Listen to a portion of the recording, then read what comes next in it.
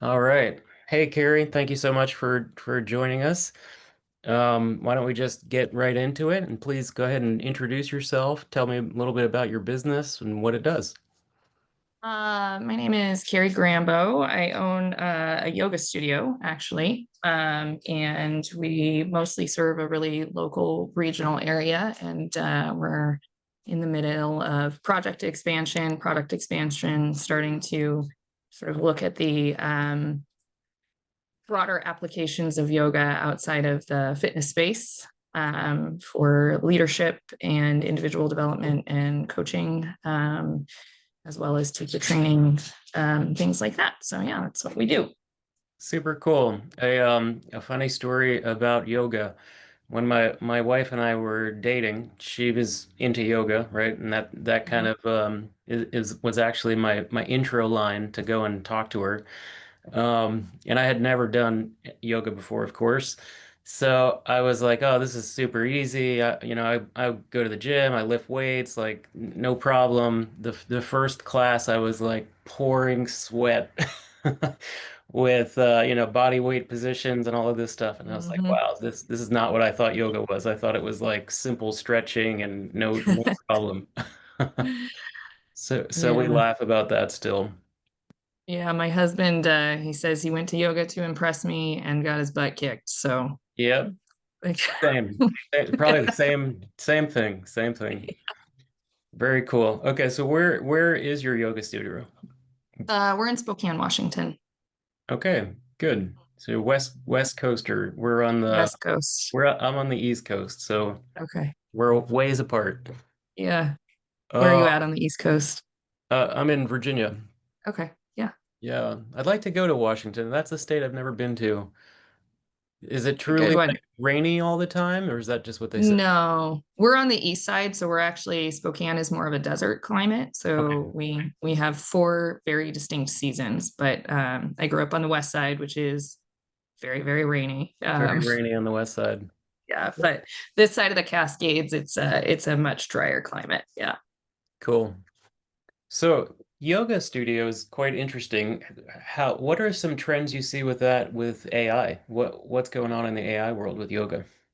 It's really interesting. I think that like anything, there's a lot of sort of discussion about what AI is going to impact, if it's going to impact anything. On the studio management software side, of course, anytime, you can sort of make things more efficient with your chat agents or anything like that. I think there's those sort of customer service level applications. Yep. Um, Certainly you could use any of the GPTs if you wanted to. Um, I think that it is one of those places where you would really probably want to ask yourself why you want to use a GPT Right. to build a sequence. Um, so in some ways, in terms of the sort of hand wringing about, labor replacement and things like that, we're such a human centric service area that I think we're insulated in some ways, but there is always sort of the desire to find the more cutting edge things. So there's been a lot of discussion of, you know, could you do virtual sessions with recording and then have an AI analysis of somebody's body positioning, and or could you sort of cut out the yoga studio in that and sort of get a essentially a virtual yoga coach in that regard. I Hmm. don't think we're quite there yet, although I think probably with wearable tech there's some, there will certainly be some cutting edge Right. boutique tech studio that does something like that. So yeah, so we're relatively insulated, and I would say that the yoga industry in specific, relative to the rest of the wellness industry, can tend to run, 10 to 20 years behind what we would consider sort of the other wellness trends, depending on where you are. New York and LA are going to skew it Sure. a Sure. bit more. Yeah. I'm thinking the same. Like the folks that generally gravitate towards yoga are probably less AI tech robot type of inclined, especially on the user side. Hmm. But definitely more from the folks that own businesses and studios with outreach. Like those are the folks that are probably going to tap into AI if they haven't already. Hmm. And you Um, get a lot of, I think in yoga too, again, not everybody, you always have the outliers. And I think those are the sort of more yoga famous people that you would see. But, um, I think often you get people who opt into the career because they don't want to be mainstreaming in a lot of ways. And so yeah, it's an interesting pocket of the business world because it's almost accidental entrepreneurs or even people who don't think of themselves initially as business owners. They're just sort of doing this thing that they like to do. yep, And then they yep, end up with a business. yep. Yeah, great point. And then they realize the business problem side of I have Yes. to find customers and I have to get leads somehow and I have to do marketing and advertising and sales and all of that. Yeah. Yeah. Have We you- saw a big shift with mind body was really the dominant Yep, customer relationship management software. And they were really the only one on the scene for a very long time. And then they've really, I think, seen market loss because what with anything with tech, right? The faster it moves, the cheaper it gets, the easier it gets to get yourself yep, a software solution that's really tailored to what you need. And so, there's like being first to market is great. yep. Second or third might be better.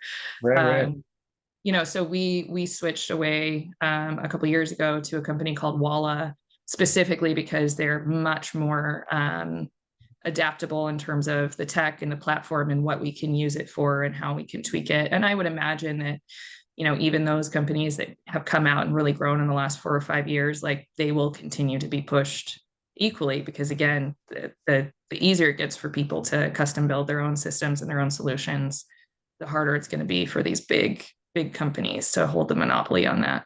Yeah, 100%. I haven't heard of Walla before. What kind of functionality does it do for you? Walla has, they do point of sale. They have a client side app. We can do all of our scheduling. We can run synchronous live stream sessions. We can run video on demand um, courses. And then they do an interesting thing with their customer service and that they sort of let us know what product functionality is under development Mm, and you can sort of upvote what you want them to work on first for a fix, which I found um, pretty. It's a much easier way than trying to get a hold of your rep and saying, yeah, "Hey, this this widget is broken. It sucks. I'm mad about it." right. Um, and also their onboarding process. They were really all either studio owners or people who worked on the back end, and so they have a really savvy, I think, marketing team. And I was also recently working in recruiting for a big firm, and I saw the same thing: is that you have these big firms that came out first, and they had all the big tech, and then those smaller, more nimble, niche. I can be really responsive without Yep. killing my employee base. Like I think that's really one of those places where that intersection on the customer solution side is going to be pretty interesting. Yeah, yeah, 100%. So how many folks are on your team? Like, do you have people helping you with I get the operation management side of the software you were just talking about, but also the kind of the lead gen, the marketing aspects of things, outreach. Do you have folks doing that or are you doing that yourself? It's primarily been me and my husband this year. We did finally hire a social media marketing manager, which has been great. It Cool. was one of those areas that prior I had run um, myself, but when you're running your own business, it's one of those things where if you Yeah. turn your attention here, you Yeah. know, um, so having her help has been great from a consistency standpoint. And we also bought our business, so it was a pre-existing business, um, and had a good reputation. But I think anytime you buy a business, you go through that sort of who are we now, who are we serving, um, so we had some staff transitions, and that was in, gosh, 2022, 2023. So still coming out of the pandemic, still trying to figure out what was going to bring people in. And that's one of those things that I think, um, anecdotally, because I've worked in studios, gosh, for at least a decade now, what we saw was what the people who came to studios were not necessarily people coming back to studios. So the people who you really lost during COVID after about 2022, 2023, they weren't going to come back. Like that was a lost group. Interesting. So they had figured out, am I going to do private lessons? Am I going to do YouTube? Am I going to do, they had the solutions that worked for them. Yeah. Um, and so it was sort of figuring out, well, who comes to a studio now and why? What do they want? Um, and like any industry, you sort of get different saturation points. So a lot of hot yoga for a while was the thing, and Yeah.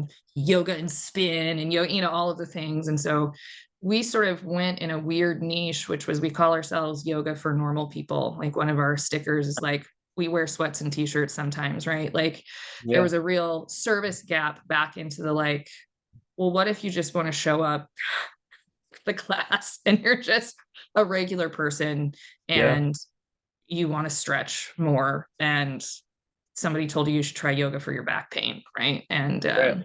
Right. how do we make that easy for people to come in, and how do we differentiate that from what you can get for free on YouTube, because you can. Yeah. Yeah.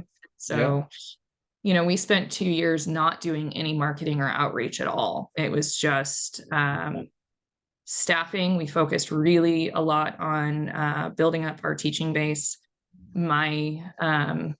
I feel like my advantage was that I had taught for a long time, I had practiced for a long time. So locally, I had what I called a hit list of the best teachers that I wanted to come teach for us.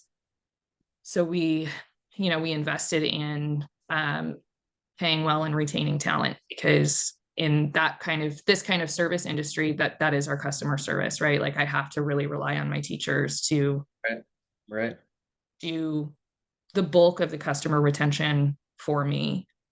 Um, and then it was really looking at things like, did people still want the online option? And the answer was yes-ish. But again, most people who had decided they wanted to come back into physical spaces really wanted a physical space for a reason, or they wanted to know their teacher, because again, otherwise you could just get Peloton or Yeah. YouTube or whatever else. So we had to sort of figure out the functionality. We have our snowbirds who like their favorite teachers. So our streaming attendance goes up in the winter because we have a pretty tough winter here.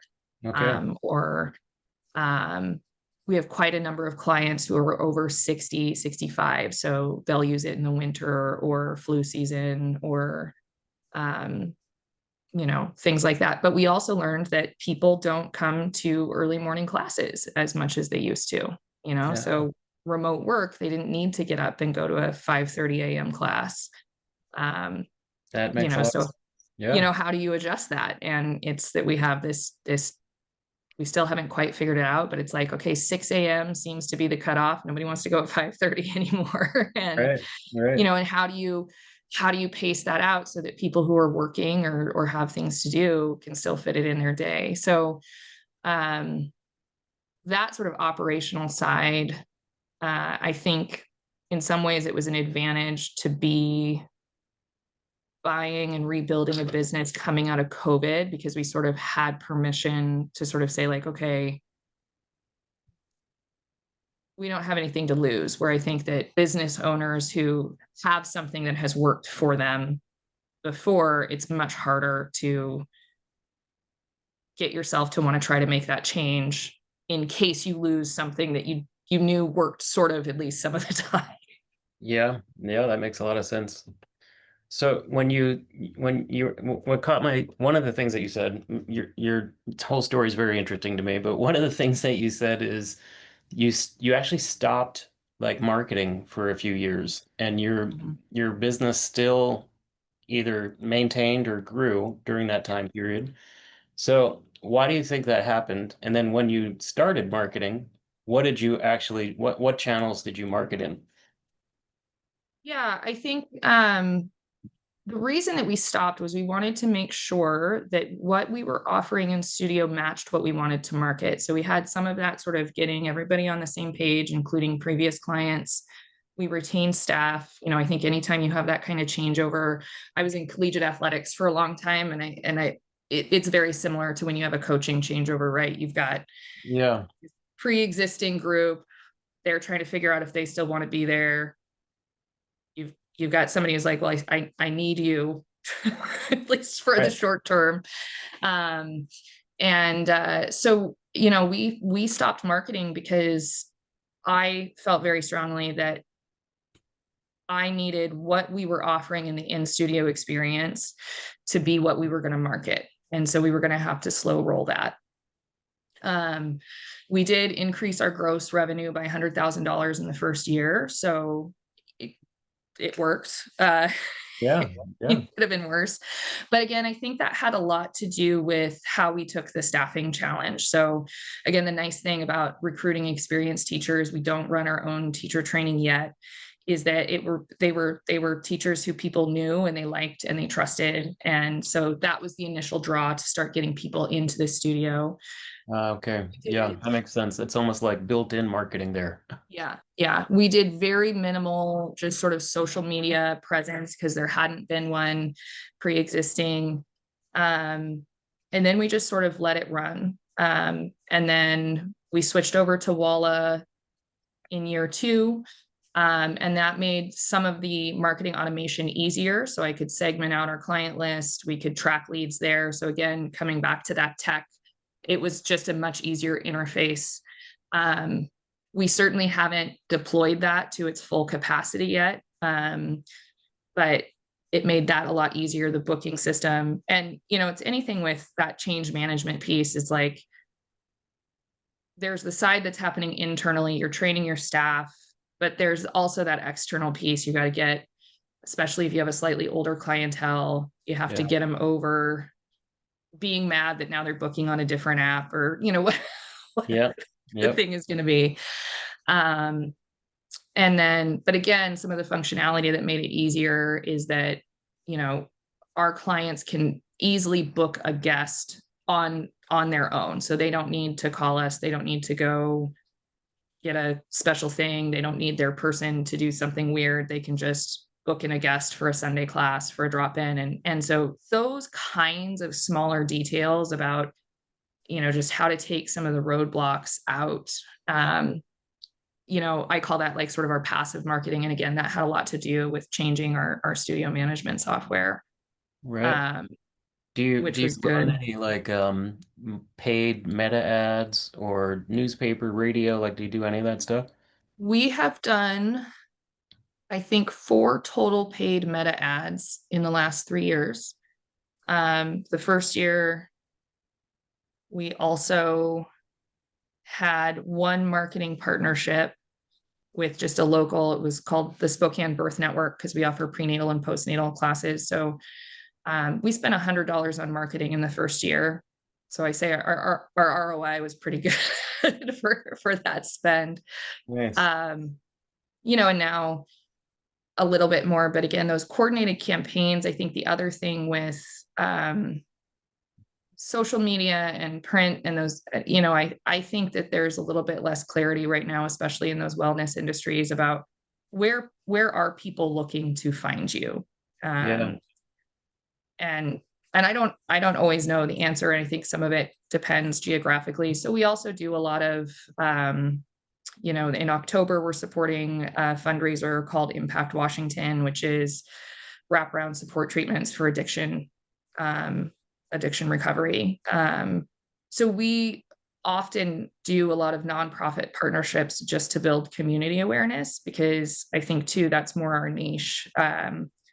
Especially in, truthfully, this economy, I would rather have people having their yoga budget in this is sort of essential care, Yeah. um, rather than recreation or entertainment. And Yeah. so that's also sort of not changed, but it's directed how we sort of think about our marketing project is. Right, right.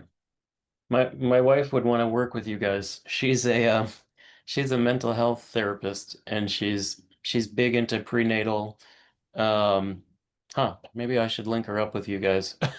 Yeah, I mean, and like I said, I was a coach before. I think that there are so many places where, and again, I think this goes to who goes into yoga, is that sometimes we make it like a little bit more complicated or out there Mhm. than it needs to be. Yep. And it's really important to offer spaces for people to come in and like move their body and Right. Right. Right. see other Yeah. people. And yeah. Yeah. So let me think about this. You actually hit most of my questions that I was gonna ask. So good job. Um, I guess the only one that I would have remaining, so you were talking a little bit about kind of how the business was doing from a revenue perspective. Like Mhm. you added 100K or so. What are you doing in revenue now? And then where do you want to get to in the next like year or so? Yeah. So we increased by another 50% the second year and then another 25% the year after that. So we had pretty good revenue trajectory. That's great. Um, about 85% of our fixed costs are staffing. So again, we invested heavy in staffing. Yep. Um, you know, I joke that I'm like a bad capitalist, which is probably a good thing to be as a yoga teacher. But Right. like I'd still like to get paid. Yeah. Um, Yeah. one of the things that studios use a lot to sort of cover either shortfall, usually it's shortfall, is yoga teacher trainings. And so one of the things my husband and I committed to was that we needed to show 2 years of operational profitability without a teacher training. So without any additional services, without anything else that would be considered an add-on. Um, that was sort of my baseline. I'm not going to run it unless we can run it on our base service. Um, and so the goal is in 2026, we'll roll out our first round of teacher training, which should give us another revenue bump. Um, but again, we're going to try to do a slightly different model. We're not trying to get as many people through. Um, and then also sort of scaffolding out from there some ongoing professional development tracks for yoga teachers. I think one thing that's unique about our teaching staff is that it's primarily professionals who also teach yoga. So we have organ donation coordinators, we have lawyers, doctors, therapists, professors, Oh and it wow. truly, they're really smart and engaged and doing what they're doing because they have found a personal benefit and they also really love teaching it.